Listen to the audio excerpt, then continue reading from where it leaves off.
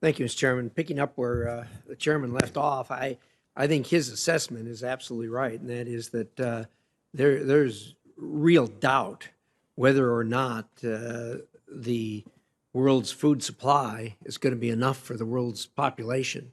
And the outline of the consequences of that the chairman just iterated, I think, are very real.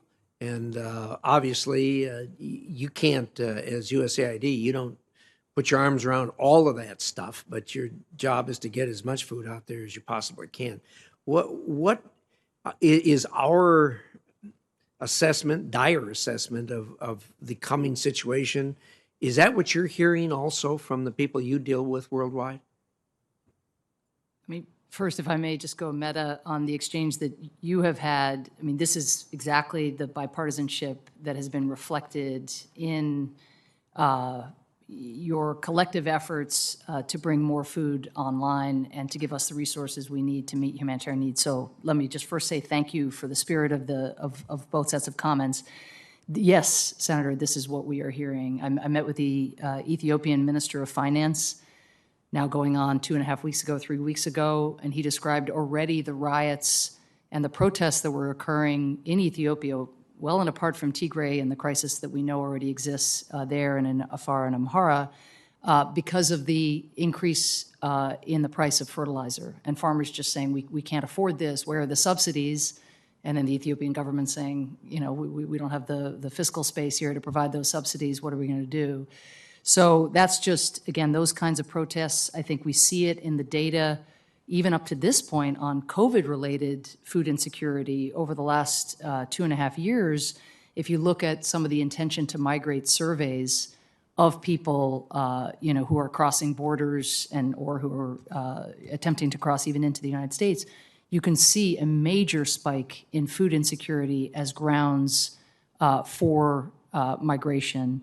So I think an already unstable world that is already experiencing more conflict, more political protests, in the last several years than there have been in any comparable 3-year period in the last 100 years, you're going to see those effects, those destabilizing effects, getting massively exacerbated by what is happening right now. And remember, we were in a food crisis before one man decided to try to lop off part of another country. We were in the most severe food crisis that any of us had seen, and now that is being compounded by this horrific aggression.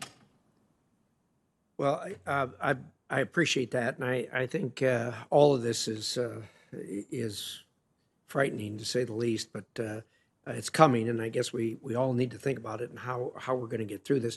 Your reference to the Horn, I'm every day I'm constantly frustrated by what's happening there and the lack of a solution or the apparent solution. What's your view there? Are we going to just continue to prop up what's going on there with food to keep people from starving, and it just goes on? What's your view of what happens there? What's the end game here, if any?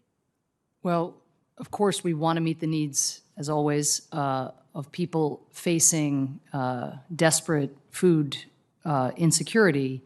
But as you noted, with food shortages around the world or access to food so limited, prices going up, there's going to be ever more demands, as we've been discussing, on, for example, USAID's humanitarian aid budget. The fact that in Ethiopia there are warehouses upon warehouses filled with food, where the only thing standing in the way of feeding starving people and malnourished children is a denial of access by government forces, that cannot stand. It couldn't stand before, and it cannot stand now. So I don't think we are propping up. I think we are pressing the government. There's been the most modest of progress with 200 trucks getting in, as you probably know, since you've been tracking it so closely, since the humanitarian truce was declared. But we need 500 trucks a week to get into Tigray and Amhara and Afar. And we're looking at potentially 1 million people facing famine conditions by next month if that flow doesn't start to move. And I do think the Ethiopian authorities are feeling the pressure. There is a truce. There's a different kind of vibe, for lack of a better word, in our engagements. Again, more is getting through, but it's a trickle, and it has to be a flood to make up for lost time. Appreciate your views on that. My time's up. Thank you, Mr. Chairman.